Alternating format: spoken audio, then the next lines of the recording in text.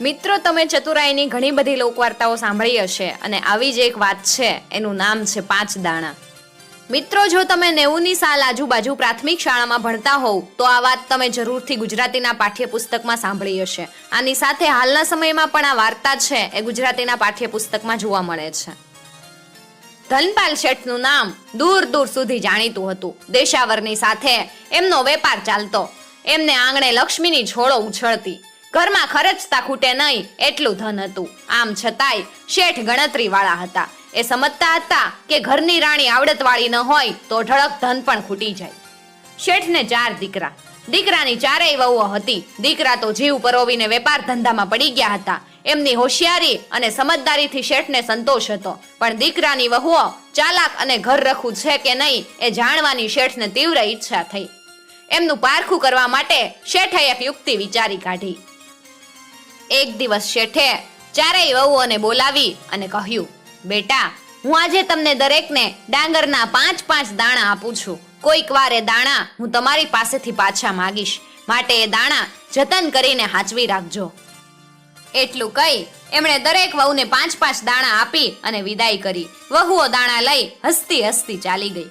મોટી વહુ જરા ઉછાછળી ને છીછરી બુદ્ધિની. એને થયું, ડોસાઈ કેવા ઝીણા જીવના છે, આપી આપીને ડાંગરના 5 દાણા આપ્યા.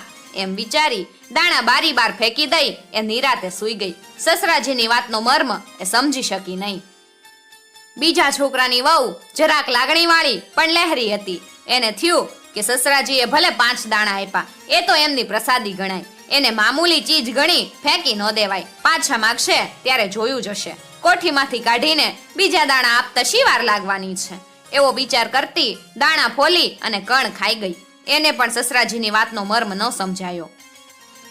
ત્રીજા છોકરાની વહુ જરાક ઝીણા સ્વભાવની. એણે વિચાર્યું, સસરાજી આપેલા 5 દાણા દાબડીમાં મૂકીને હાચવી રાખવા અને માગે ત્યારે દાબડી ખોલીને કાઢી આપવા, એમાં કઈ મોટી વાત નથી.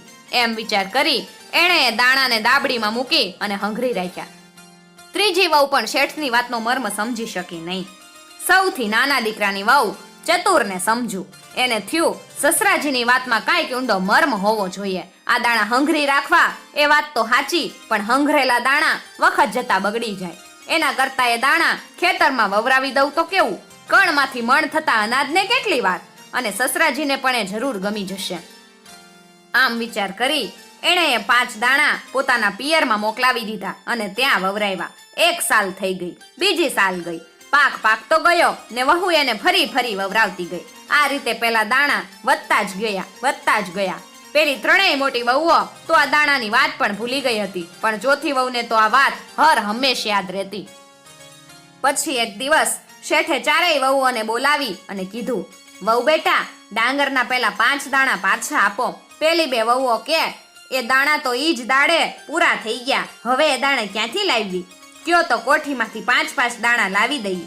ત્રીજી વહુ કે, સસરાજી, મેં એ દાણા સંઘરી રાખ્યા છે, થોભો હું દાબડી લઈ આવું. એમ કહી એ ઘરમાં ગઈ અને દાબડીમાંથી કાઢી એણે 5 દાણા સસરાજીના હાથમાં મૂક્યા.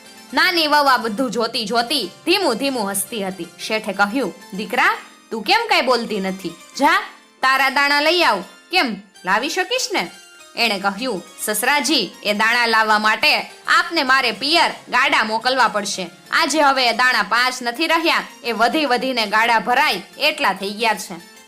પછી તો નાની વહુએ એ દાણાની વાત માંડીને કઈ સંભળાવી. એ પરથી ધનપાલે 3 મોટી વહુઓને કહ્યું, તમારા સૌમાં આ નાની વહુ ઠરેલ અને ચતુર છે. આજથી આપણા ઘરનો તમામ કારોબાર એ સંભાળશે. તમે સૌ એના શાણપણનો લાભ લેજો. અને પછી શેઠ નાની વહુ તરફ જોઈને બોલ્યા, દીકરી, આજથી ઘરના કોઠારનો કારભાર તને સોંપું છું. મને ખાતરી થઈ ગઈ છે કે તું આ ઘરની લક્ષ્મી છે. તારા હાથમાં આવેલી સંપત્તિ વધતી જ જશે. તું જ મારા ઘરને સારી રીતે સાચવી શકીશ. પછી એમણે ત્રીજી વહુને કહ્યું, બેટા, આજથી રસોડાનો બધો કારભાર તારે હાચવવાનો. બીજી વહુને કહ્યું, નોકર ચાકર ઉપર દેખરેખ તારે રાખવાની. અને મોટી વહુને કહ્યું, વહુજી, ઘરની સાફ સુફીની જવાબદારી તમારે સંભાળી લેવાની. પછી શેઠે બધી વહુઓને કહ્યું, સૌ પોતપોતાની સૂઝ પ્રમાણે અને સ્વભાવ પ્રમાણે વહેંચીને ઘરનું કામ કરશો તો ઘરની શોભા રહેશે અને બધા સુખી થશો. મિત્રો, આવી જ બીજી વાર્તાઓ સાંભળવા માટે ચેનલને જરૂરથી સબસ્ક્રાઇબ કરી અને સાથે આપેલું બેલ આઇકોન પ્રેસ કરજો, જેથી આવનાર નવા વિડીયોઝની નોટિફિકેશન સૌથી પહેલા તમે મેળવી શકો.